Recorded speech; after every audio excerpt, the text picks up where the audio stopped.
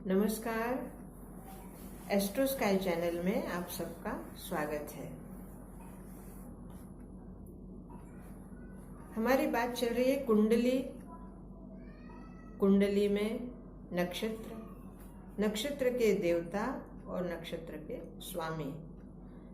नक्षत्र के स्वामी और देवता का जातक के ऊपर क्या प्रभाव होता है। आज हम बात करेंगे 5वें नक्षत्र की, मृगशीर्ष नक्षत्र। कोई इसे मृगशिरा नक्षत्र भी कहते हैं। मृगशीर्ष नक्षत्र 2 राशियों में आता है। उसके पहले 2 चरण वृषभ राशि में आते हैं और दूसरे 2 चरण मिथुन राशि में आते हैं। जिस किसी की भी कुंडली में अगर मृगशीर्ष नक्षत्र है तो उसके चरणों के आधार पर उसकी राशि निश्चित होती है कि वो मृगशीर्ष नक्षत्र में मिथुन राशि है उसकी या वृषभ राशि है।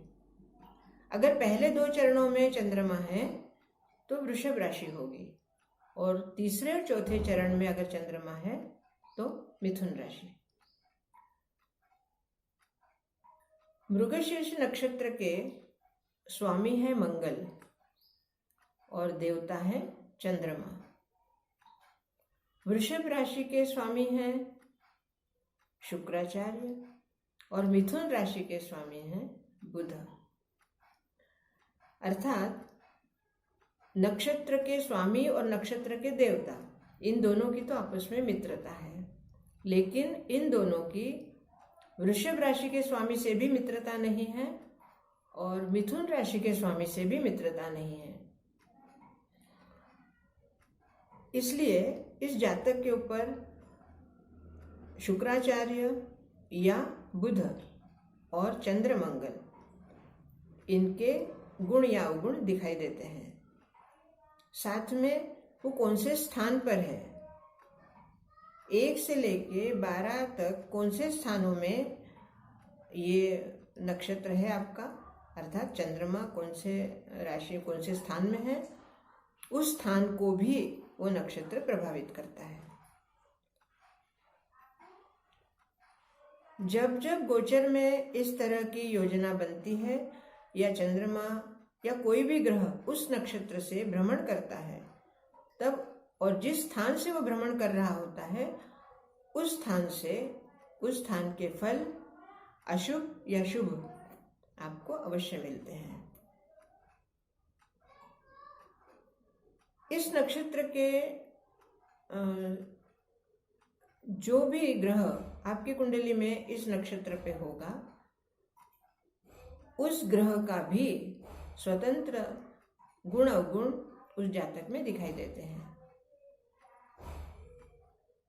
भाव, स्थान, उसके साथ में और कौन कौन से ग्रह हैं, सभी ग्रहों का, फिर उसके ऊपर दृष्टि कौन से ग्रहों की है, उनका आपस में क्या संबंध है, वो कौन से भाव से संबंध रखते हैं और कौन से भाव के ग्रह की उस नक्षत्र पर दृष्टि आ रही है, इन सब का मिला जुला प्रभाव जातक के जीवन में दिखाई देता है। उसके साथ आता है उसकी महादशा, उसकी अंतर्दशा, विदशा, सूक्ष्म दशा, प्राण दशा, जो 5 दशाएं हैं उनमें से जो भी दशा उसकी चल रही है उस दशा के अनुसार उसमें परिवर्तन होते रहता है। जैसे कई बार हम देखते हैं कि कोई व्यक्ति किसी कार्य के लिए हाँ कह रहा है कि हाँ हम ये कार्य करेंगे, आज उस कार्य के लिए हाँ कही है और कुछ ही घंटों बाद उस कार्य के लिए वो मना कर देते हैं। तो ऐसा क्यों? सामने वाला समझ नहीं पाता कि अभी अभी थोड़ी देर पहले इन्होंने जिस कार्य को हाँ बोला, अब अचानक क्या हो गया जो इन्होंने मना कर दिया।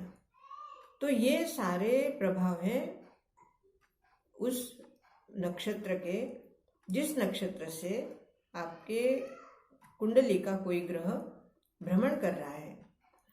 और भ्रमण करते समय अगर आपने वो मान लो पहले वो किसी और नक्षत्र में था और अब वो आपके नक्षत्र से भ्रमण कर रहा है, तो आपके विचार बदल जाते हैं। कुछ ही घंटों में आपके विचार बदल जाते हैं, क्योंकि जब जंक्शन पॉइंट पे अर्थात दो नक्षत्रों के बीच में अगर आपका लग्न स्थान का स्वामी भ्रमण कर रहा है, तो निश्चित ही पहले नक्षत्र पे उसका जो विचार था वो दूसरे नक्षत्र पे भ्रमण करते ही या उसमें प्रवेश करते ही उसका विचार बदल जाता है। बहुत ही सूक्ष्म फलित होता है नक्षत्रों का। इसलिए जो भी हम कुंडली के बारे में फलित करते हैं, तो इन सारी छोटी छोटी बातों का बहुत ध्यान रखना होता है, तभी हमारा फलित सही बैठता है। दूसरा होता है कि जब भी, जैसे अभी मैंने कहा कि नक्षत्रों के ऊपर कौन से ग्रह की दृष्टि हो रही है। अब नक्षत्र स्थिर होते हैं, राशियां भी स्थिर होती है, लेकिन भ्रमण करते हैं सिर्फ ग्रह। जब कभी कोई ग्रह या अपना लग्नेश ऐसे नक्षत्र पर से भ्रमण कर रहा है जो कि आपका जन्म नक्षत्र है, तो उस समय जैसे मैंने पहले बताया था कि नक्षत्रों के जो 9 भाग होते हैं अलग अलग, नक्षत्र कौन से भाग पर क्या फल देता है। तो मान लो नक्षत्र आपका जन्म नक्षत्र के ऊपर से आपका लग्न स्थान का स्वामी भ्रमण कर रहा है, तो आप में ऐसे विचार निर्माण होंगे जो कि उत्पत्ति कारक होते हैं। और उस समय मान लो आपके पंचम स्थान या नवम स्थान का भी नक्षत्र, जो कि आपका नवम स्थान का स्वामी जिस नक्षत्र पे है, आपका पंचम स्थान का स्वामी जिस नक्षत्र पे है, उन नक्षत्रों का भी आपस में कहीं, उन ग्रहों का आपस में दृष्टिक्षेप हो रहा है, तो आपके जीवन में अचानक बहुत ही अच्छा परिवर्तन होता है। कुंडली में छोटी छोटी बातों को रोज के पंचांग से आप देख सकते हैं और आपको गोचर पता चलेगा कि गोचर में कौन सा ग्रह कौन से नक्षत्र पर से भ्रमण कर रहा है। आज के लिए इतना ही। हम 6वें नक्षत्र की बात करेंगे कल आगे के वीडियो में। इसके बारे में आपके मन में कोई जिज्ञासा हो, कोई प्रश्न हो, तो आप अवश्य पूछिए। लेकिन आपसे एक विनती है